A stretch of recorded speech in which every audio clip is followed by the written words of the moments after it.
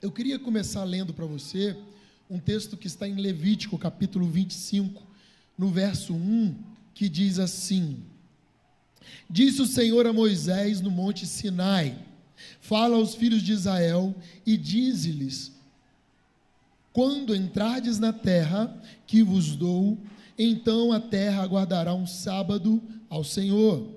6 anos semearás o teu campo, e 6 anos podarás a tua vinha, e colherás os seus frutos. Porém, no 7º ano haverá sábado de descanso solene para a terra, um sábado ao Senhor. Não semearás o teu campo, nem porás a tua vinha. O que nascer de si mesmo na tua seara não cegarás, e as uvas da sua vinha não podada não colherás.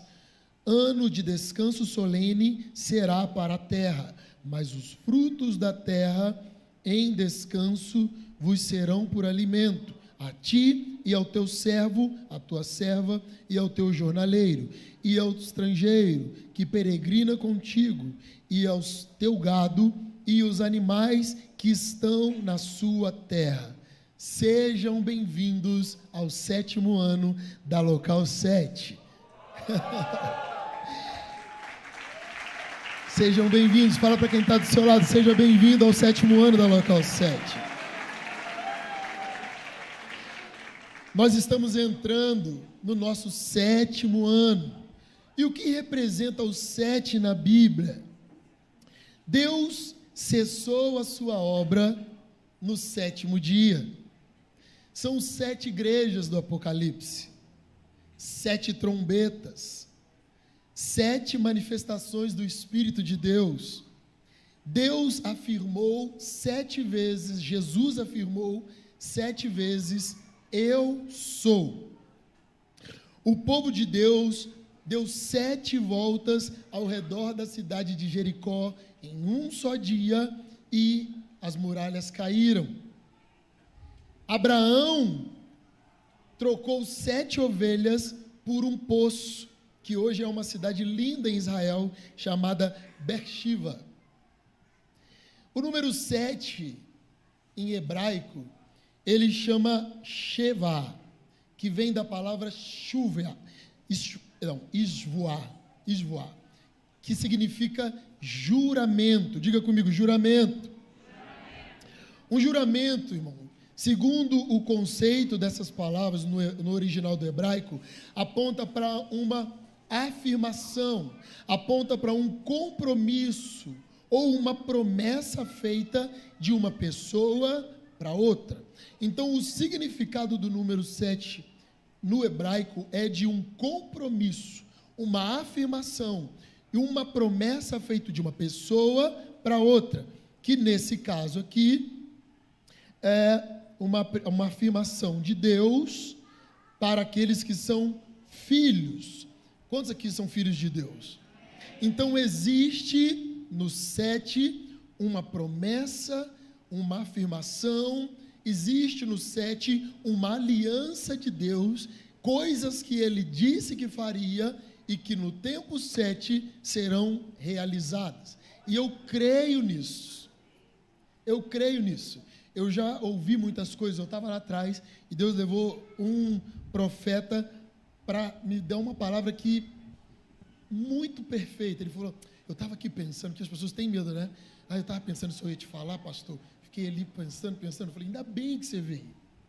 Porque o 7 aponta para isso, para a novidade, para as boas novas, para o tempo das realizações de Deus na vida da igreja.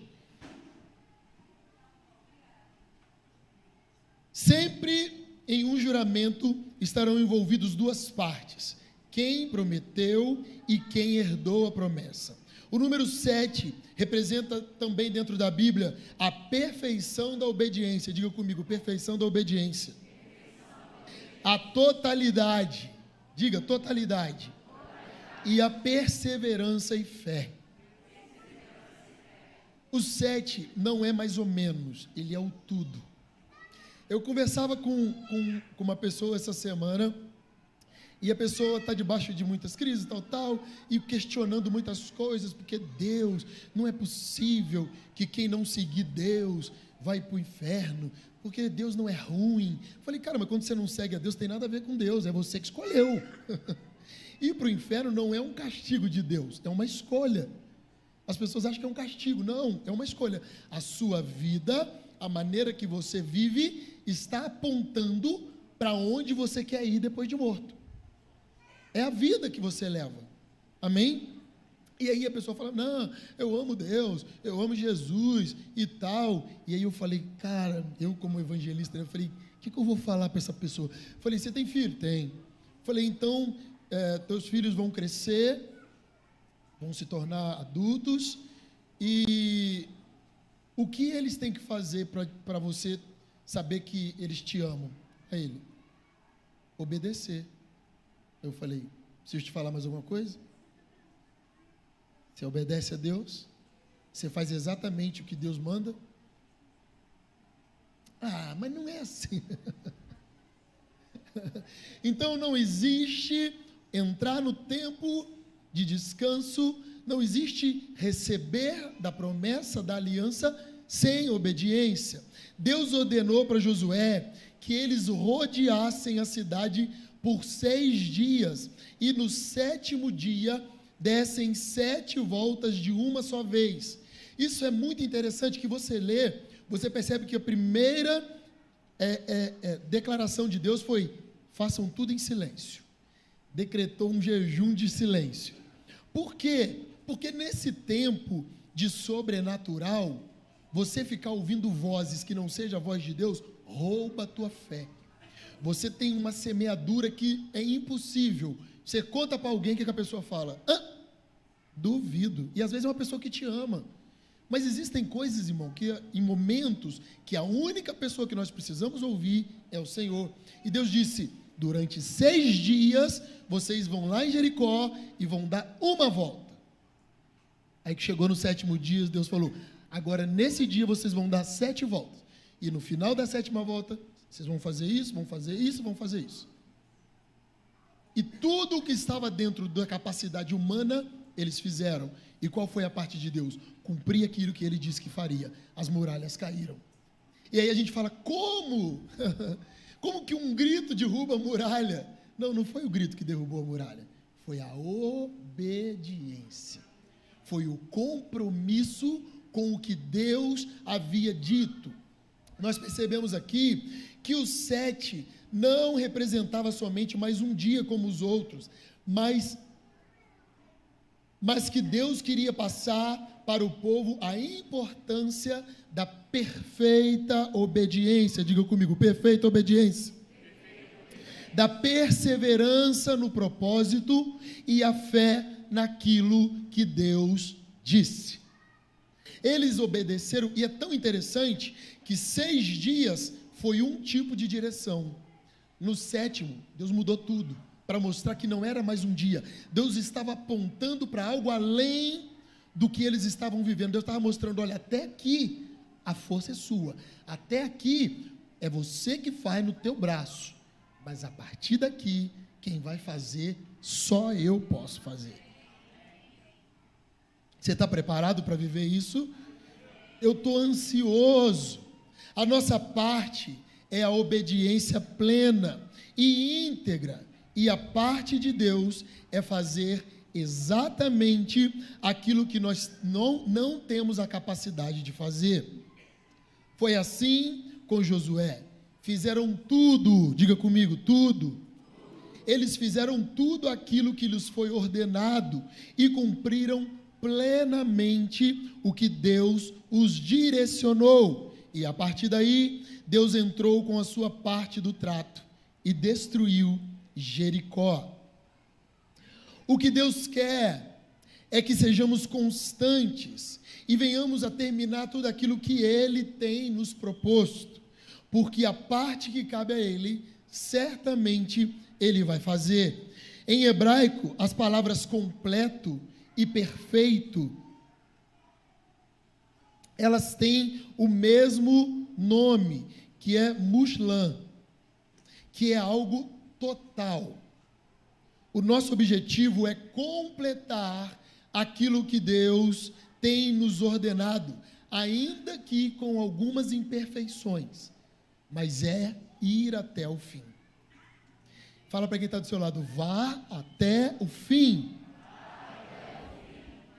Aquela sensação de, pastor, nossa, mas eu errei. Irmão, vá até o fim. Complete o que Deus te ordenou. E você entrará debaixo da aliança e herdará aquilo que o Senhor prometeu ao povo. Está comigo?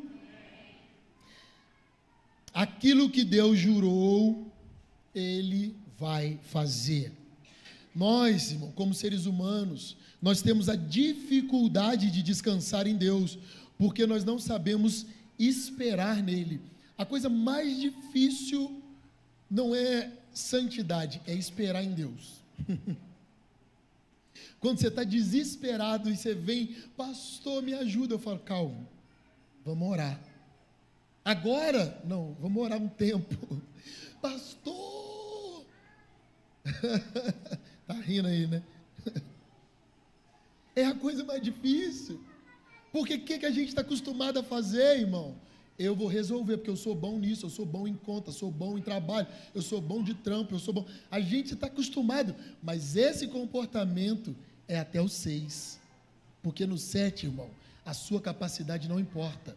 Porque quem vai fazer, só o Senhor pode realizar. Eu não estou desprezando os teus qualidades, elas são muito importantes, mas você precisa entender que não é pela força do seu braço, é o Senhor que faz. Está comigo?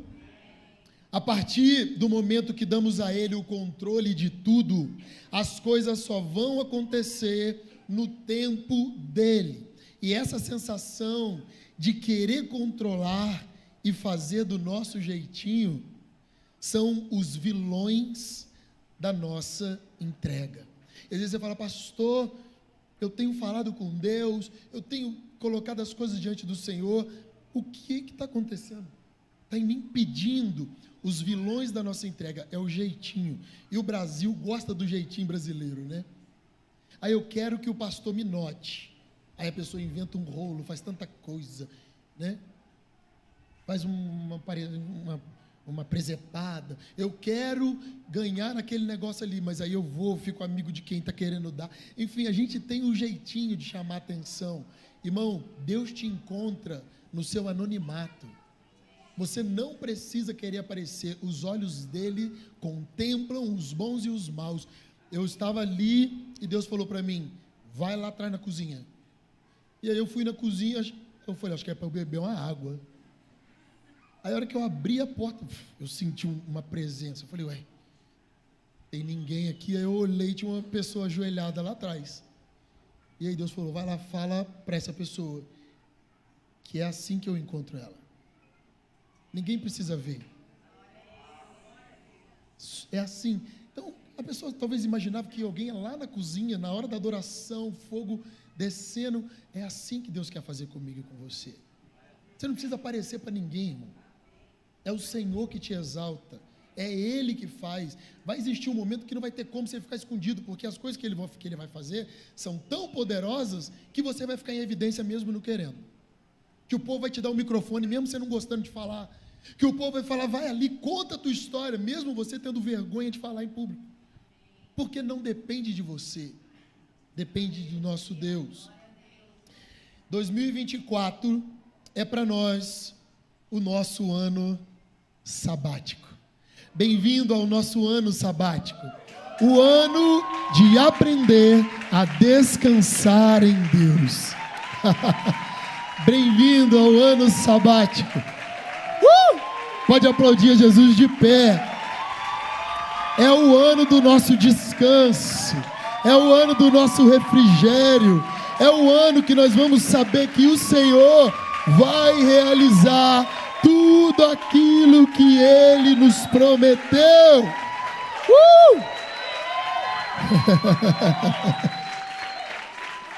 Pode se sentar. Bem-vindos ao ano sabático.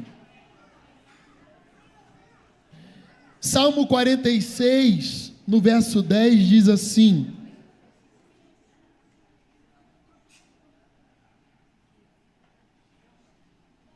aquietai-vos e sabei que eu sou Deus. Sou exaltado entre as nações, sou exaltado em toda a terra. Aquietai-vos. Quantas pessoas terminaram o ano com o coração? Talvez você trouxe até essa inquietação para hoje. Descanse. Eu falei, Deus, como o Senhor vai ter que me ensinar sobre esse ano sabático? Porque ano sabático que eu imagino, ninguém vai fazer nada. Agora que a igreja começou, agora que o negócio engatou, como é que é? Nós vamos parar? Vão deitar? Deus me falou, não, eu quero ensinar para você. Deus criou o mundo em 6 dias, e no último dia da criação, foi quando Deus criou o homem. Olha que coisa interessante. Gente, onde que eu estou aqui? Achei. Deus criou o mundo em 6 dias, e no último dia da criação, foi quando Deus criou o homem. E olha que coisa poderosa. Já no primeiro dia, eu nunca tinha parado para pensar nisso desse jeito. Mas olha que coisa forte, Deus criou o homem no 6º dia. E como foi o primeiro dia de existência do homem? No sabate de Deus. No descanso. A primeira experiência do homem foi entrando no descanso. O homem teve a oportunidade de entrar em primeiro lugar no descanso de Deus, um período de contemplar tudo aquilo que Deus havia feito. É como se Deus falasse, nesse dia você vai só observar tudo o que eu fiz, para você poder entender quem eu sou. Muito poderoso. Contemplar aquilo que Deus fez, nos leva a entender a grandeza, a soberania de Deus. Irmão, às vezes eu fico mais chocado do que vocês com as coisas que Deus faz na vida de vocês. Eu falo, nossa, até hoje eu olho para você e falo, não consigo, porque você se acostuma. Irmão, não se acostume com o poder de Deus. Todo dia você acorda e fala, gente, quantas pessoas queriam esse emprego que eu tenho? Não acostuma, ainda que não seja o salário que você sonha. Olha para o teu marido e fala, gente, quanta mulher queria estar casada com esse homem. Olha para sua esposa e diga, meu Deus, quanto homem seria feliz com uma mulher dessa. Olhe para os teus filhos e diga, meu Deus, obrigado, quantas pessoas querem filhos. Olhe para a igreja e fala, Deus, obrigado, o Senhor me deu um ninho. A gente se acostuma e reclama. Mas Deus falou, para tudo, porque Adão podia se acostumar. Deus falou, tudo é seu, meu irmão. Deu nome para as coisas. Deus falou, você só vai ter o trabalho de arar e cuidar. Mas Deus queria mostrar para ele, primeiro, veja tudo, para você saber quem sou eu. Então, é um tempo de contemplação. Estamos entrando em um ano onde vamos aprender a tirar os olhos de nós mesmos e colocar sobre o autor de toda a criação. Isso é lindo. Por quê? Porque quando nós tiramos os olhos de nós e colocamos os olhos naquele que nos criou, irmão, os nossos problemas ficam desse tamanho, ó. Tudo, as crises, as dificuldades, tanta coisa que a gente fica, meu Deus, pastor, isso está me consumindo. Quando os teus olhos saem de você e vão para aquele que te criou, irmão, tudo fica pequeno, porque não tem nada que ele não possa fazer. Mas como você acredita nisso? Primeiro contemplando e dizendo, meu Deus, o Senhor é bom, o Senhor é poderoso. Sabe aquela coisa que você está indo, você vai para a praia, e aí em vez de você curtir a praia, você fala, gente, as pessoas acham que a gente até é doido, né? O sol está se pondo, o povo, que lindo, você fala, Deus é maravilhoso. O povo fala, que Deus, gente, é o sol que está se pondo, mas você está falando, meu Deus, como alguém consegue fazer aquilo? Como alguém consegue fazer o firmamento, onde o sol está? Só o Senhor. Diga para quem está do seu lado, aprenda a contemplar. Tempo de contemplação. também nos leva a olharmos para o nosso futuro em Deus e tomarmos posição diante de tudo aquilo que deixamos de fazer e que faremos para que o nosso futuro seja brilhante em Deus. É um tempo de você avaliar, porque uma frase que sai muito da boca, ficou bonita, né? Nossa design, Kemily. Obrigado.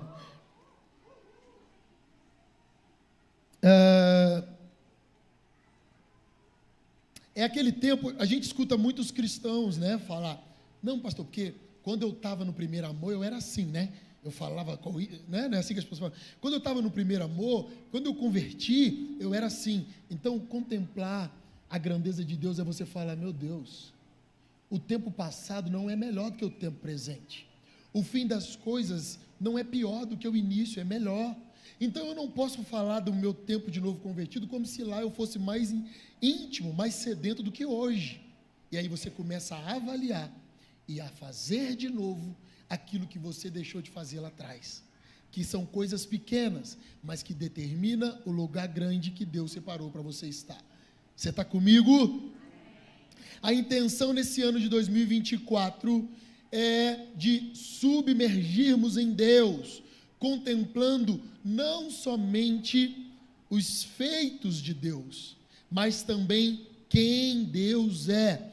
E isso, irmão, contemplar a grandeza de quem Deus é, a soberania que Deus é, a glória que Deus é, quando nós colocamos os olhos no Senhor, isso nos faz olhar o futuro ao nosso redor, o mundo ao nosso redor, com uma visão bíblica muito mais apurada. Nós começamos a olhar as pessoas de uma maneira diferente.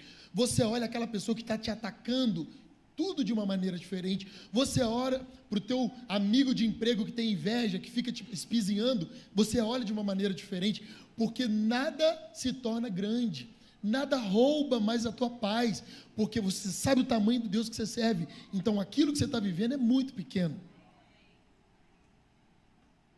Entende a importância desse ano? Entende o quanto Deus vai tirar a carga dos nossos ombros?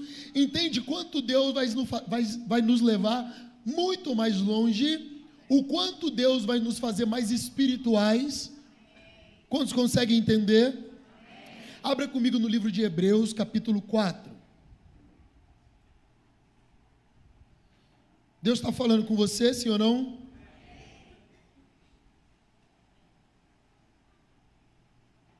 Hebreus capítulo 4, no verso 1, diz assim: temamos, portanto, que sendo-nos deixado a promessa de entrar no descanso de Deus, suceda parecer que algum de vós tenha falhado, porque também a nós foram anunciadas as boas novas, como se deu com eles, mas a palavra que ouviram não lhes aproveitou, visto não ter sido acompanhada pela fé naqueles que a ouviram. Nós, porém, que cremos, entramos no descanso. Diga comigo, entramos no descanso. Amém. Conforme Deus tem dito, assim jurei na minha ira, não entrarão no meu descanso, embora certamente as obras estivessem concluídas desde a fundação do mundo, porque em certo lugar assim disse no tocante ao sétimo dia, e descansou Deus no sétimo dia de todas as obras que fizera. E novamente, no mesmo lugar, não entrarão no meu descanso, visto, portanto, que resta entrarem alguns nele, e que, por causa da desobediência, não entrarão aqueles aos quais anteriormente foram anunciadas boas novas. De novo, determina certo dia, hoje falando por Davi, muito tempo depois, segundo antes fora declarado: hoje, se ouvirdes a sua voz, não endureçais o vosso coração. Ora, se Josué lhe houvesse dado descanso, não falaria posteriormente a respeito de outro dia, Portanto, resta um repouso para o povo de Deus, porque aquele que entrou no descanso de Deus, também ele mesmo descansou de suas obras, como Deus das suas. Esforço-nos, pois, por entrar naquele descanso, a fim de que ninguém caia segundo o mesmo exemplo de desobediência, porque a palavra de Deus é viva e eficaz, e mais cortante do que qualquer espada de 2 gumes, e penetra até o ponto de dividir alma e espírito, juntas e medulas, e é apta para discernir os pensamentos e propósitos do coração. E não há criatura que não seja manifesta na sua presença. Pelo contrário, todas as coisas estão descobertas e patentes aos olhos daquele a quem temos de prestar contas. Diga amém. Esse livro, ou essa carta aos Hebreus, ele é uma grande divisão entre o Novo Testamento e o Antigo Testamento. É a carta do Novo Testamento que mais cita o Antigo Testamento. E nessa carta aqui em específico, o escritor teve o cuidado ou a inspiração para mostrar que todo o Antigo Testamento era sombra daquilo que foi manifestado em Jesus. Ele teve o cuidado de nos ensinar, em tudo que ele escreveu, que tudo apontava para Jesus. Diga comigo, tudo aponta para ele. Mais forte, tudo aponta para ele. Diga, ele é o motivo de tudo. Amém? Alguns estudiosos chamam o livro de Hebreus como o 5º evangelho. Os evangelhos, é tão interessante que os evangelhos, eles retratam o nascimento, a vida, os ensinos, o ministério, os milagres, a morte, a ressurreição e a ascensão de Jesus. Mas o livro de Hebreus mostra para nós a continuidade do ministério de Jesus no céu. Ele mostra o seu sacerdócio, o seu governo.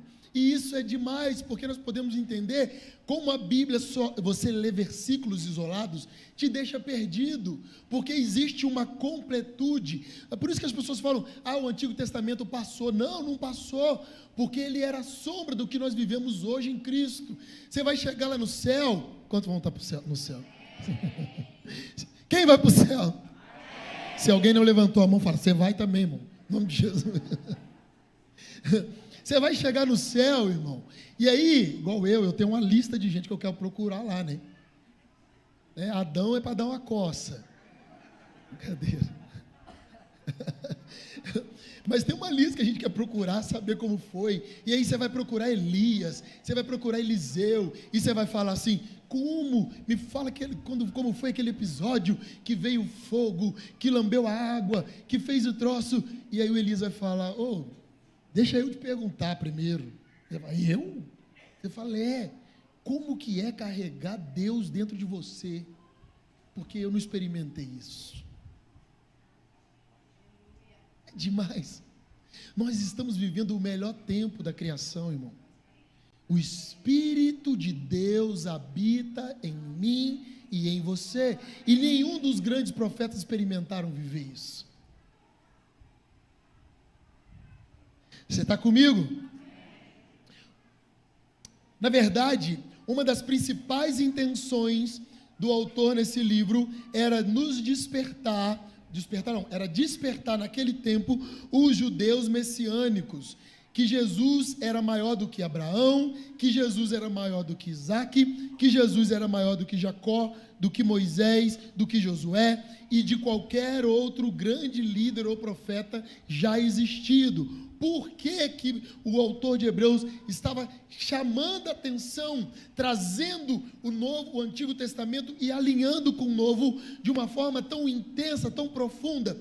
Porque naquele tempo que a carta aos Hebreus foi escrita, era um tempo de grande perseguição, de intensa investida de Roma contra os cristãos, e estavam matando muitos cristãos, e para que não morressem, alguns hebreus que eram convertidos a Jesus, estavam voltando para o judaísmo, porque eles entravam em crise, eu aceitei Jesus, agora eu vou morrer queimado? Voltava, porque eles acreditavam que a lei de Moisés, que as verdades dos profetas trariam para eles mais segurança do que viver em Cristo. E o motivo do autor exaltar e engrandecer tanto Jesus era dizer a eles que, se eles não se sentiam seguros em Jesus, eles não encontrariam segurança em nenhum outro lugar. Era como se o autor estivesse dizendo: vocês estão com medo de morrer em Cristo? Irmão, vocês não vão sentir segurança em nenhum outro lugar, porque aqui é o lugar mais seguro da terra, na sombra do Onipotente, no esconderijo do Altíssimo. Você está comigo? É como se o autor estivesse dizendo para aqueles hebreus que estavam sofrendo perseguição, é como se ele juntasse eles e dissesse: descanse. Fiquem tranquilos, o Senhor não perdeu o controle. É você olhar para a tua necessidade. Quantos aqui tem alguma necessidade? Dá vontade de levantar as duas mãos e os dois pés, né? É como se Deus olhasse para a tua necessidade, você lá, meu Deus, você é despejado, você é mandado embora, minha mulher vai me deixar, 1000 coisas, e Deus falasse: descanse, olha para mim, contempla a minha grandeza, ouça os meus mandamentos, me obedeça na totalidade, vai até os 6, o que é os 6? Vai até onde você pode ir, faça tudo o que você precisa fazer, mas a hora que você não conseguir mais, aí eu entro, e aí você vai ser surpreendido. Estão comigo? Então eu quero dar para vocês 4 pontos sobre o descanso em Deus. 4 pontos sobre o descanso em Deus. Você está anotando aí ou não? Primeiro ponto: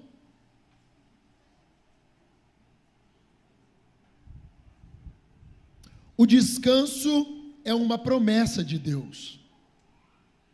O descanso é uma promessa de Deus.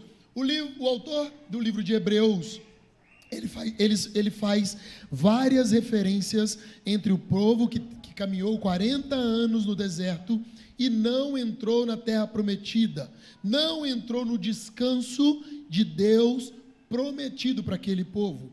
É como se ele estivesse comparando a falta de fé e constância daquele povo com a inconstância daquela geração que estava retrocedendo ao judaísmo naquele momento. É como se ele dissesse: galera, presta atenção. Ele falando para os hebreus que estavam voltando para o judaísmo, ele estava falando assim: presta atenção, Deus prometeu a terra da promessa para um povo que caminhou 40 anos, e por desobediência eles viram, mas ninguém entrou. Ninguém entrou. Quem entrou? A geração que Josué discipulou, só.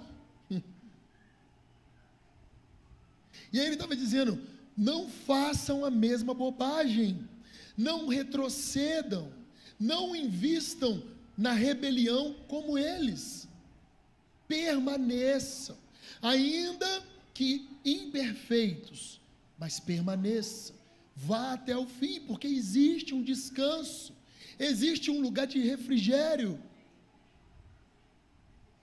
Então, irmão, deixa eu dizer, quando as coisas apertarem esse ano, porque todo ano aperta, não é nesse ano, todo ano as coisas apertam, você vai estar com os teus olhos no Senhor. Estou para te falar que tem gente, as pessoas que vão ter que te falar: ô rapaz, pode contar comigo, porque não, eu estou vendo aí, o chefe está pegando no seu pé. Você vai falar: tá, nossa, nem percebi. Porque, irmão, é aquele famoso: nada vai me abalar, Deus está no controle, eu estou dando o meu melhor, eu estou fazendo tudo que eu posso. Se eu for mandado embora, é porque Deus tem algo melhor. Essa certeza, irmão, só quem está no descanso tem.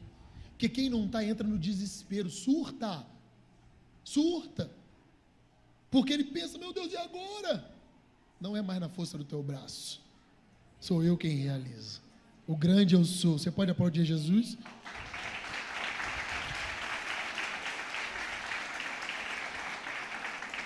Hebreus 4:1, vamos ler aqui.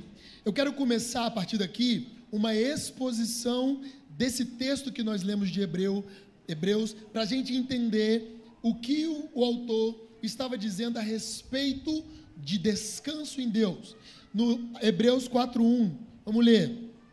Temamos, portanto, que sendo-nos deixada a promessa de entrar no descanso de Deus, suceda parecer que algum de vós tenha falhado.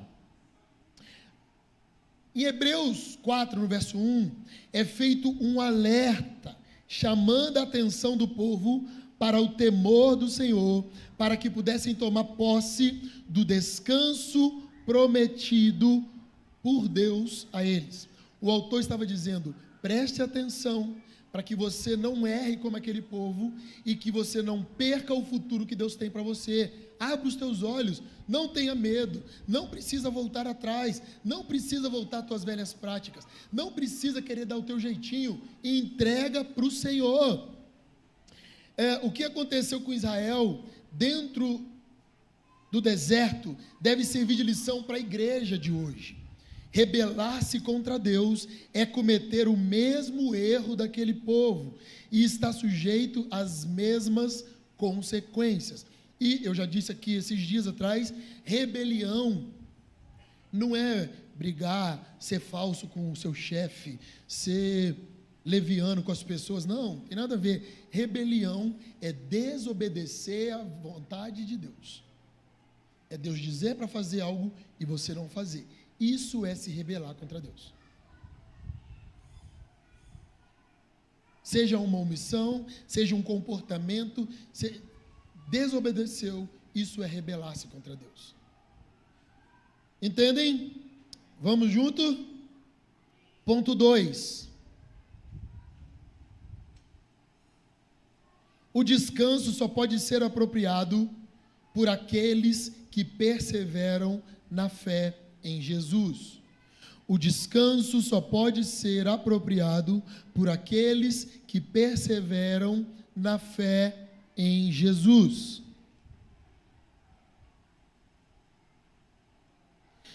O verso 2 e verso 3 diz assim: porque também a nós foram anunciadas boas novas, como se deu com eles, mas a palavra que ouviram não lhes aproveitou, visto não ter sido acompanhada pela fé naqueles que a ouviram. É a primeira coisa.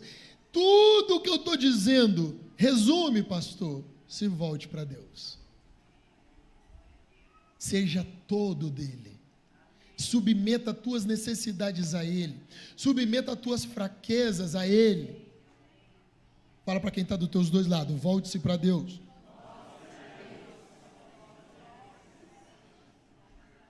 Entrar no descanso é estarmos preocupados em agradá-lo e fazer o que Ele deseja, andando em sua presença. É seguir os princípios e preceitos descritos em sua palavra, ou seja, só encontramos descanso obedecendo.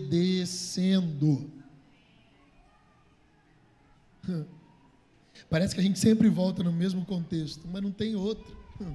É a Bíblia. Não tem que inventar, irmão, igual o povo está inventando aí, não. A Bíblia é a mesma. E o que sair disso, a palavra diz que vem do maligno. E como diz o apóstolo Paulo, não me canso de repetir as mesmas coisas, porque isso é segurança para vocês. Estão comigo?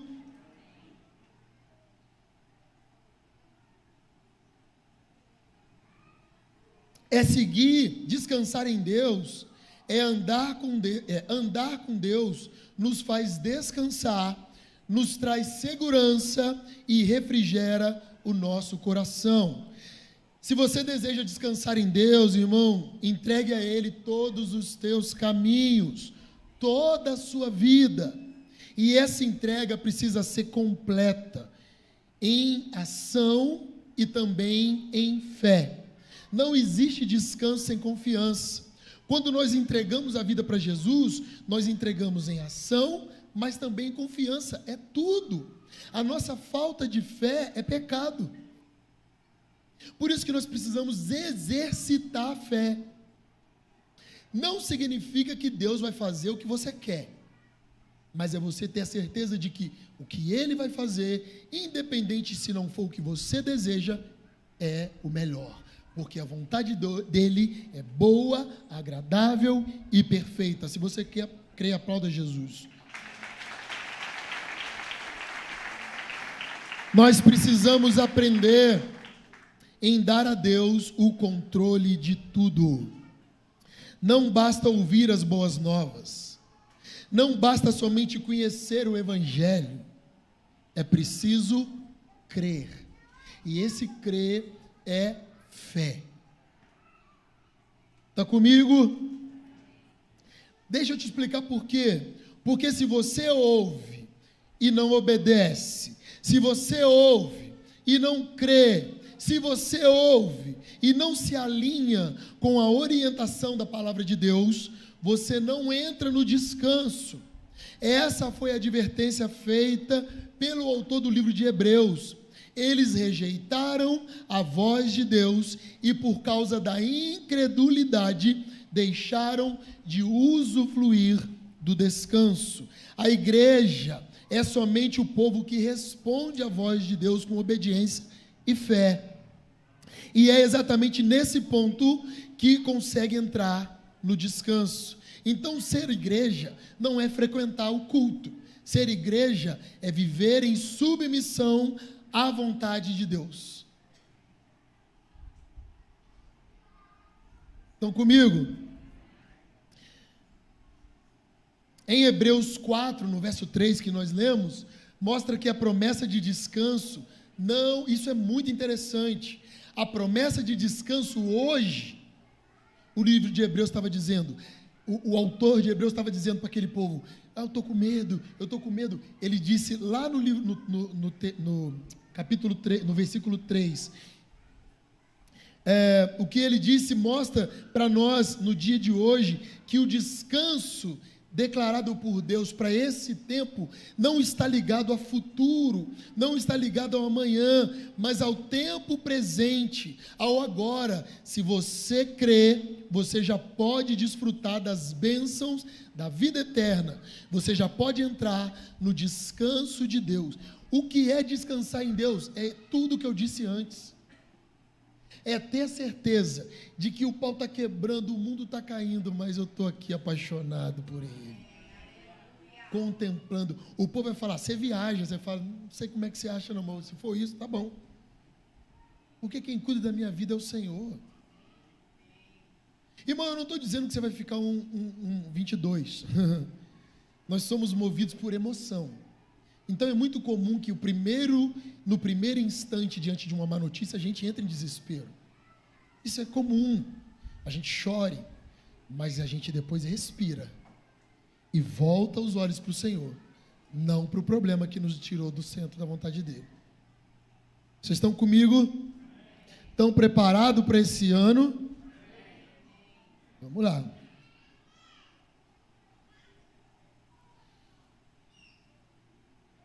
Ponto 3. O descanso é a bênção final e maior concedida por Deus. Eu disse que são 4 pontos. Então nós estamos no ponto 3. O descanso é a bênção final e maior concedida por Deus. O autor, nesse texto, nessa parte que nós vamos expor aqui, fala de 3 tipos de descanso. Os 2 primeiros tipos de descansos são tipológicos, eles apontam para algo, eles são a sombra de algo, eles insinuam sobre algo, são tipológicos, o que aponta para o terceiro, que é o descanso real, o mais importante, o pleno, o literal. Eu vou te falar sobre esses 3 descansos, dentro do ponto 3, ok? O primeiro descanso é o descanso da criação. Diga comigo, descanso da criação. Verso 4 e 5. Diz assim: porque em certo lugar, assim disse, no tocante ao 7º dia, e descansou Deus no 7º dia de todas as obras que fizeram. E novamente no mesmo lugar, não entrarão no meu descanso. Olha para mim, nós sabemos, falamos aqui, que Deus, que criou todo o universo, tudo que existe em 6 dias, e descansou no 7º dia, nós vemos que durante a criação de cada... Olha que coisa interessante, a gente percebe que durante a criação de cada um dos 6 dias, a palavra nos relata que houve manhã e houve tarde, ou seja, o dia começa e o dia também termina.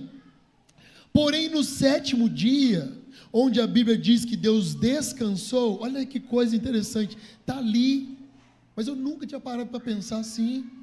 No 7º dia, não houve nenhuma referência sobre manhã e tarde daquele dia. Todos os dias houve referência, manhã e tarde. E aí foi assim o 5º dia, o 1º dia, o 3º dia. No 7º não houve referência, Deus só descansou. Porque isso que eu quero que você entenda. Esse primeiro descanso, o descanso da criação, onde Deus criou o mundo em 6 dias, ele é tipológico, ele apontava para o nosso descanso na eternidade, não é um descanso que começa e que tem fim. Irmão, eu nunca tinha pensado nisso. O 7 ali, Deus já estava ensinando, eu tenho preparado algo para vocês, que é o que vocês vão viver a partir de agora, é sombra, é uma analogia sobre o que vem aí. Quantos estão comigo? Vocês estão me entendendo? Amém? Quando a Bíblia diz sobre Deus ter criado o mundo em 6 dias e descansado no 7º dia, o que nós precisamos ter a certeza é de que Deus, esse descanso não significa 3 coisas. O que nós precisamos entender quando a Bíblia diz Deus descansou? Esse descanso da criação, ele não significa 3 coisas. A primeira, esse descanso não significa folga. Trabalhei demais, agora eu vou tirar uma folga. Folga você tira no seu trabalho, e deve tirar. Mas esse descanso de Deus não tem nada a ver com isso. Não significa folga para recuperação das forças que foram gastas num trabalho árduo. Uma vez, irmão, que Deus não se cansa e não se fatiga. Nós lemos isso em Isaías 40, 28. Por isso a gente precisa entender que o descanso de Deus, de forma alguma, significa que Deus estava cansado ou estressado com excesso de trabalho, ou precisando de uma folga para relaxar, ou também achando que ele precisava de um tempo para repor suas energias. Diga comigo, não? Outra coisa que esse descanso da criação não aponta. Esse descanso também não tem sentido de ociosidade, não aponta para o ócio. Pastor, o que é o ócio? O ócio é não fazer nada, é ficar giboiando, então meditando, não na palavra, mas meditando no universo.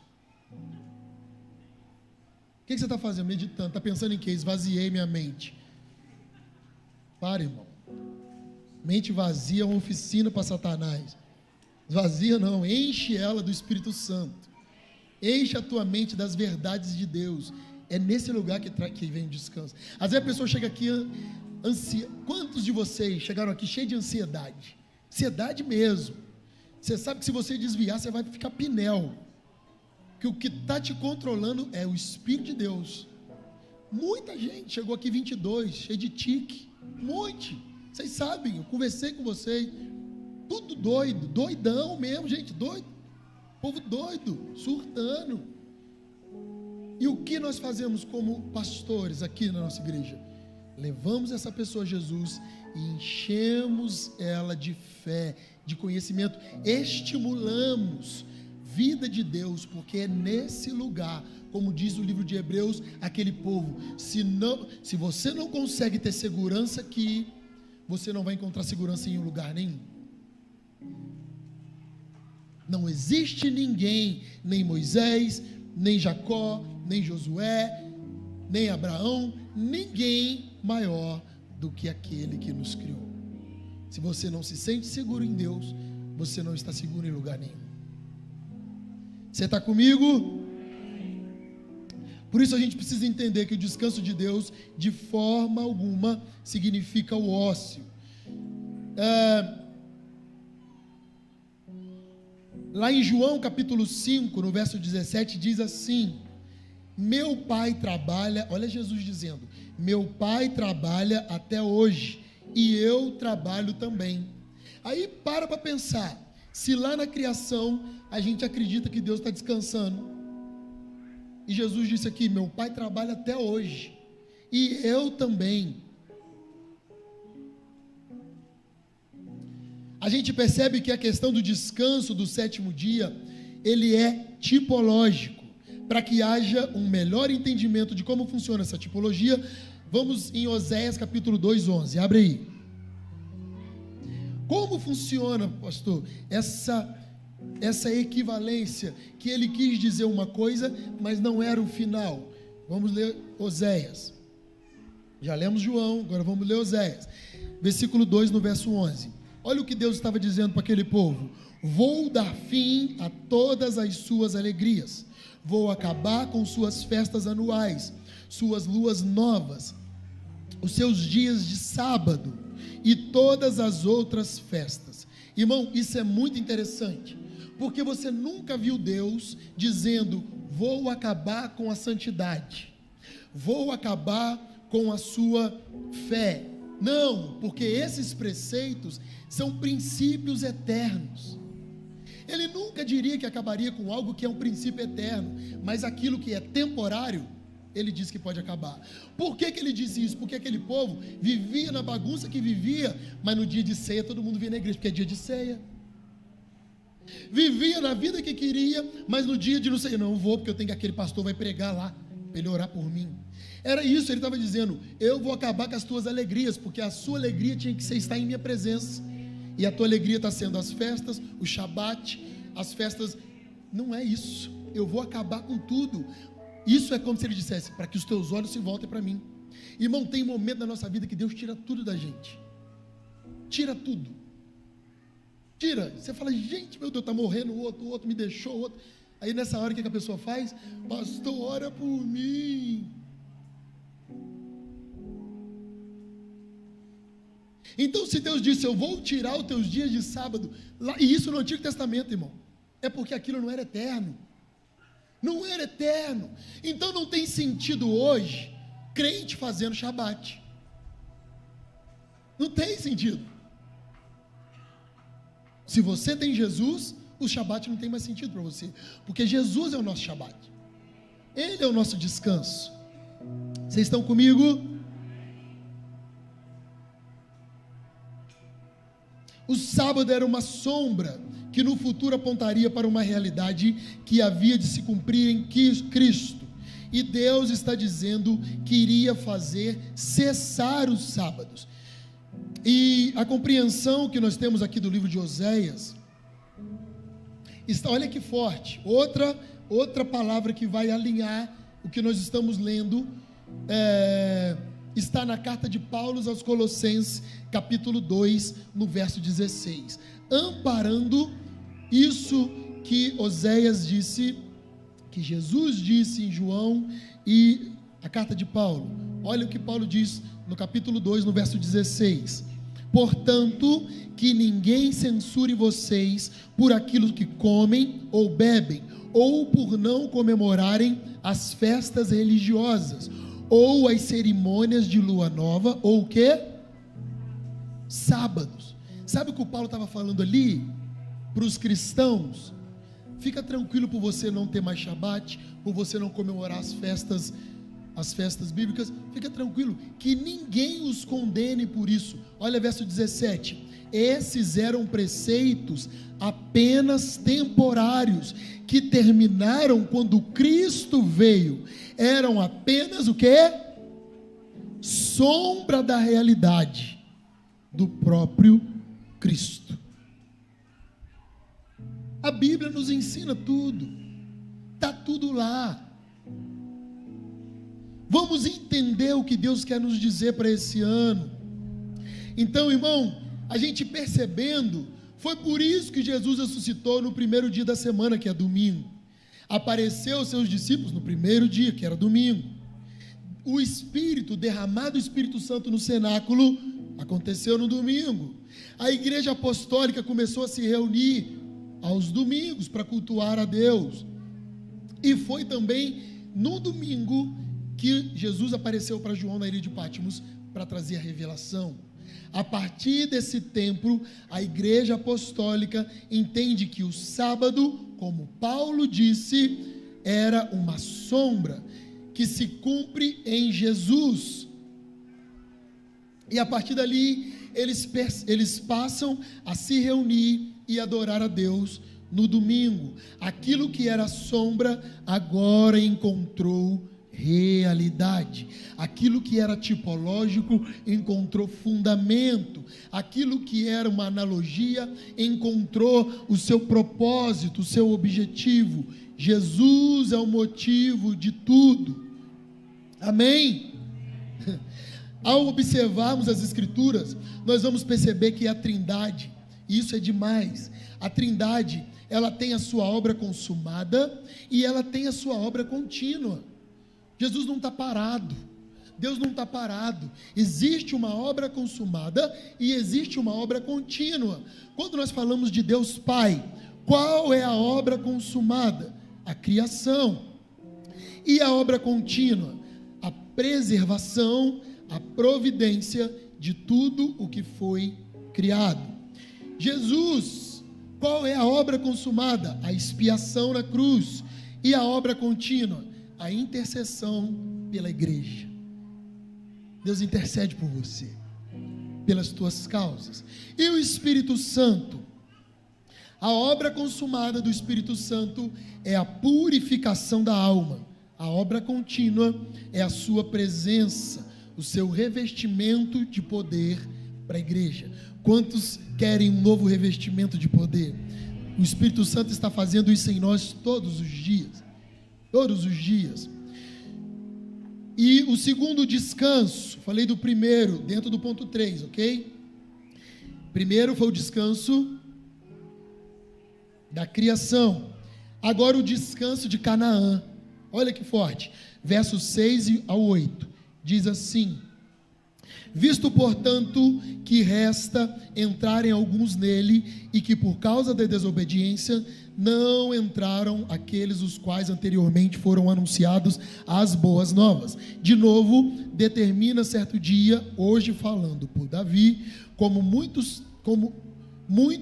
tempo depois, segundo antes fora declarado: hoje, se ouvirdes a sua voz, não endureçais o vosso coração.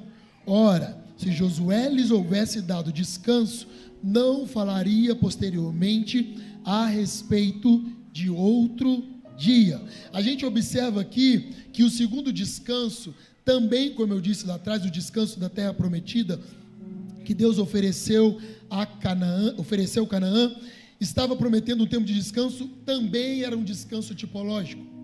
Canaã não era um fim. Por quê? Porque depois de entrarem lá, eles ainda guerrearam muito. Não seria descanso definitivo se 400 anos depois Davi estava em guerra, irmão, para destruir os filisteus, já em Canaã. Entende? Então, era um descanso de Deus, porque eles estavam saindo do deserto, mas não era o final. Também apontava para algo que viria depois, para algo eterno, duradouro, apontava para o 7 da criação. Não tem começo e nem fim, é um tempo inteiro. É o princípio de tudo e o final de tudo, começa nele e termina dele. Vocês estão me entendendo? O descanso da terra de Canaã, nem o descanso da terra de Canaã foi completo. Esse descanso era tipológico, porque ele não era pleno. Em Canaã, eles ainda tiveram grandes batalhas, e Josué, lá no capítulo 13, no verso 1, diz que é muito interessante. Josué diz que muitas terras, depois de velho, ainda ficaram a ser conquistadas. Então, era só uma analogia para aquilo, ou uma simbologia para a nossa entrada no céu. E o terceiro descanso, eu disse que o primeiro e o segundo eram tipológicos, e os dois apontavam para o terceiro, que era real. O terceiro descanso, descanso do céu. A gente entende aqui que o descanso da criação e o descanso de Canaã eram tipológicos e apontavam para o descanso do céu.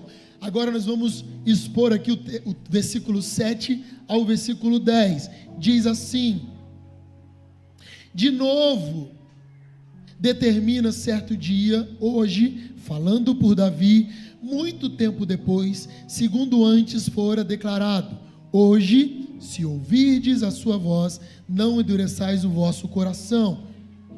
8. Ora, se Josué lhes houvesse dado descanso, não falaria posteriormente a respeito de outro dia. Portanto, resta um repouso para o povo de Deus. Está tudo aí. Porque aquele que entrou no descanso de Deus, também ele mesmo descansou das suas obras, como Deus das suas. A gente percebe aqui que o descanso de Canaã não foi o descanso final prometido por Deus. Não faria sentido nenhum. Como eu disse para você, 400 anos depois, Davi ainda está vivendo em batalhas. Mas quando um homem encontra o verdadeiro descanso espiritual que está em Cristo, ele é o nosso sábado, ele é o nosso descanso, ele nos leva para as águas tranquilas. Olha o que Jesus disse no livro de Mateus, capítulo 28.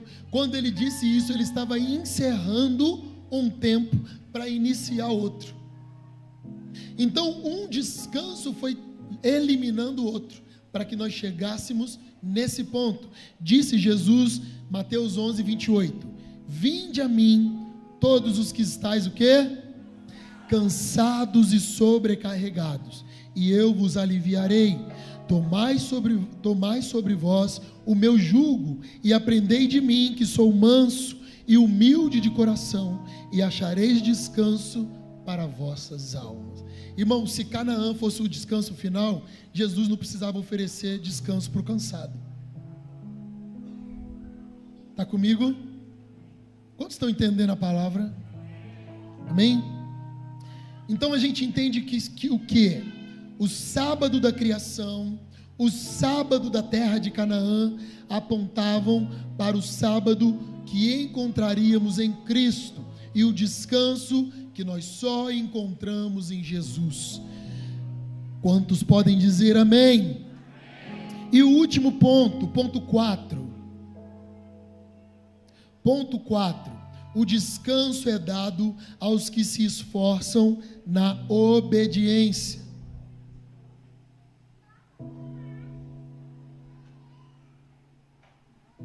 O descanso é dado aos que se esforçam na obediência. Vamos expor aqui o verso 11. Diz assim, esforcemo-nos, pois, por entrar naquele descanso, a fim de que ninguém caia segundo o mesmo exemplo de desobediência. É interessante porque o verso 11, ele aparentemente conflita com o verso 3, que o verso 3 diz que se cremos, entramos, e no 11 diz, nos esforçamos para entrar no descanso. Para você entender, esse versículo demonstra que a maior evidência que nós temos da nossa fé ou da nossa crença é uma constância em nossa caminhada em santidade diante de Deus. Isso requer de nós um esforço. Esforcemos-nos, é um esforço diário, uma luta diária da carne contra o espírito. É como se ele estivesse dizendo aqui, todos os dias negue-se a si mesmo. Se você quer herdar o descanso, abra mão das tuas vontades para viver as vontades de Deus. Então existe um esforço, existe algo que nós temos que fazer, mas existe algo que só o Senhor pode. Você está comigo? E é tão interessante que um grande exemplo disso na Bíblia mostra, Jesus diz que no dia do juízo, muitos dirão, Senhor, Senhor, porventura não temos nós profetizado em seu nome? Não temos nós expelido os demônios em seu nome? E o teu nome não fizemos muitos milagres? Jesus disse, apartai-vos de mim, aqueles que cometem iniquidade, eu não vos conheço. Então, irmão, deixa eu te dizer, você tem pastor? Tem pastor? Sossega. Para de ficar ouvindo qualquer um aí, irmão. Para, sabe por quê? Tem gente que está expulsando demônio, está profetizando, tem gente que está ganhando gente para Jesus, e quando for falar tudo para Jesus, Jesus vai dizer, eu não te conheço, porque não é por obra. O poder está no nome dele, não é em mim. Você entende isso? Ele é o motivo de tudo, irmão. O tempo de descanso é nós entendermos isso, a completude que é Jesus.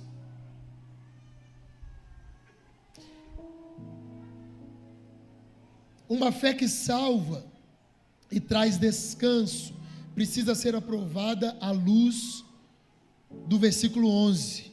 Se você creu, você é justificado.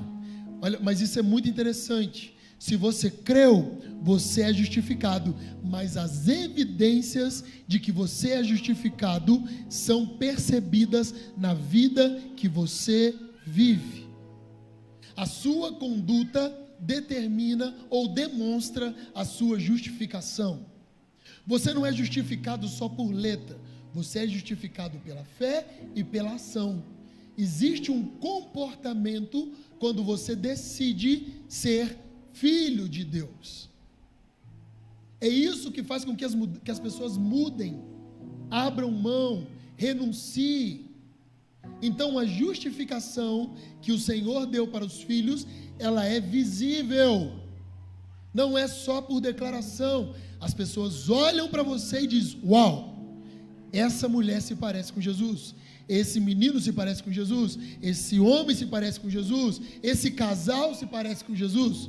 Quantos estão comigo? Porque Deus não nos salvou Deus nos salvou do pecado e não para o pecado. Ele nos salvou da desobediência e não para a desobediência. Ele nos salvou para uma vida irrepreensível e não uma vida de rebeldia. Por isso, aquela geração do deserto, por 40 anos, não entrou no descanso, por causa da desobediência, da murmuração e do pecado. Ou seja, quem crê com fé, com a fé estabelecida em Deus, esse persevera. Uma das grandes características de quem persevera é a fé. Fé. Porque naquele dia de densas nuvens, de escuridão, que está tudo ruim, você está ruim, você está o pó da rabiola, igual Jó, cheio de ferida, morreu os filhos, perdeu o gado, até a mulher do cara falou, está doido, deixa seu Deus. Aquele dia de escuridão, que você vem falar com o pastor e o pastor não tem resposta, e o pastor fala, eu não sei o que te falar.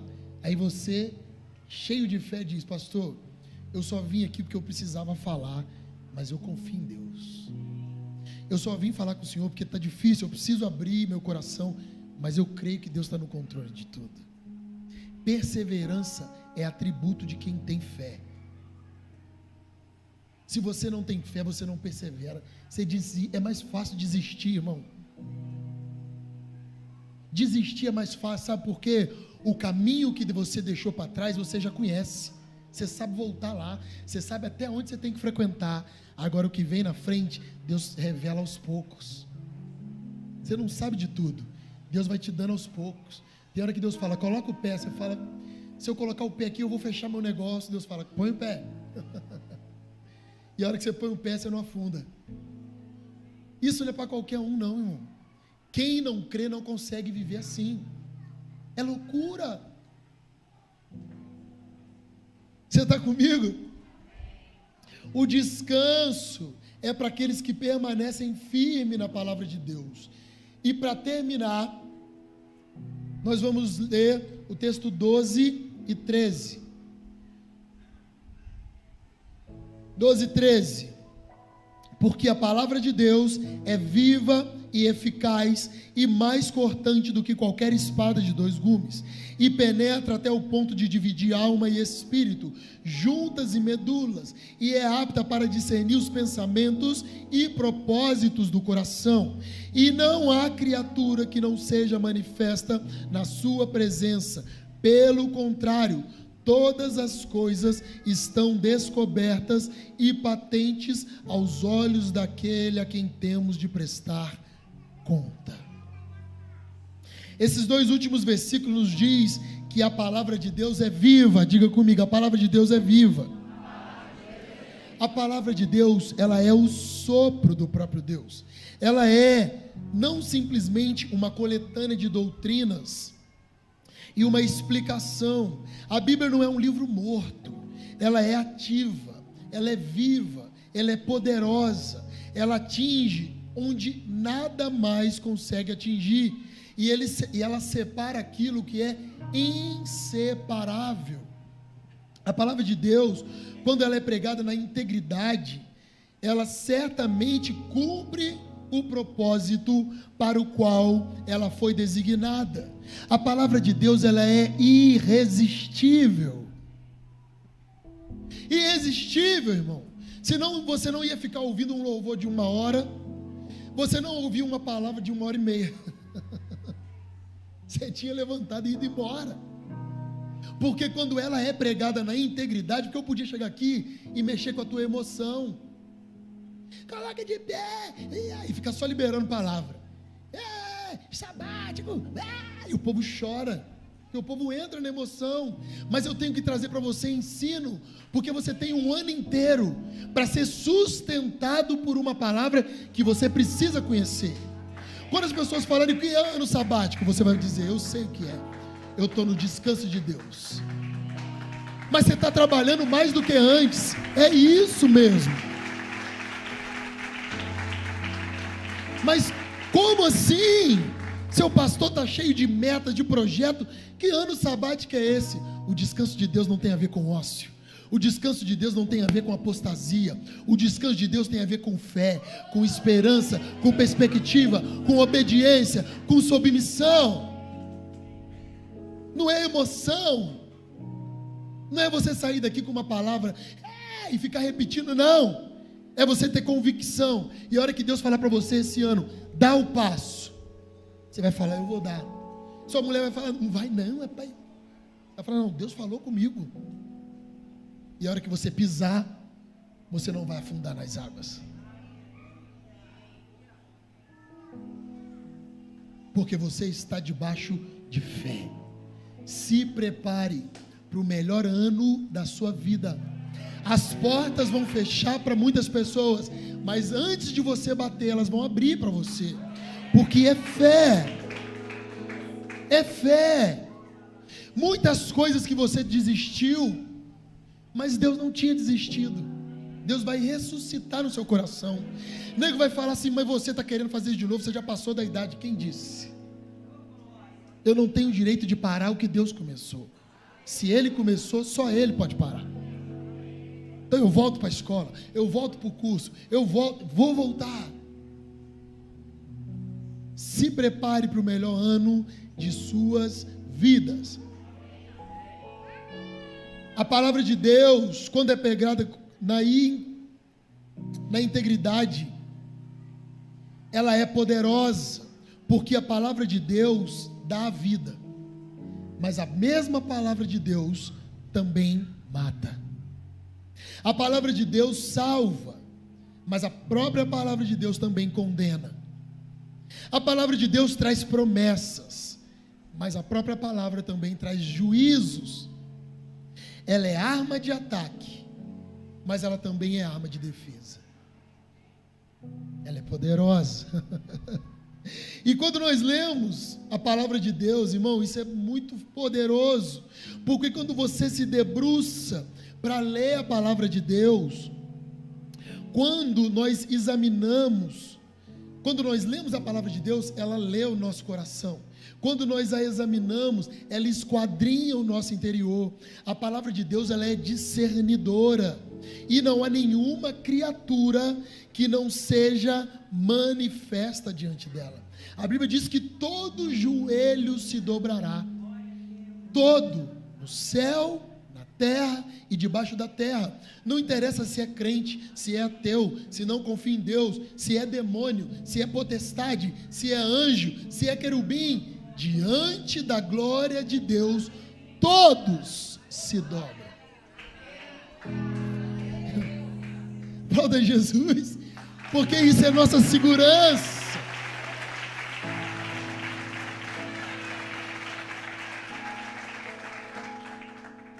Não descanse da tua fé, não descanse da sua entrega, da sua devoção, não descanse da sua santificação, não descanse.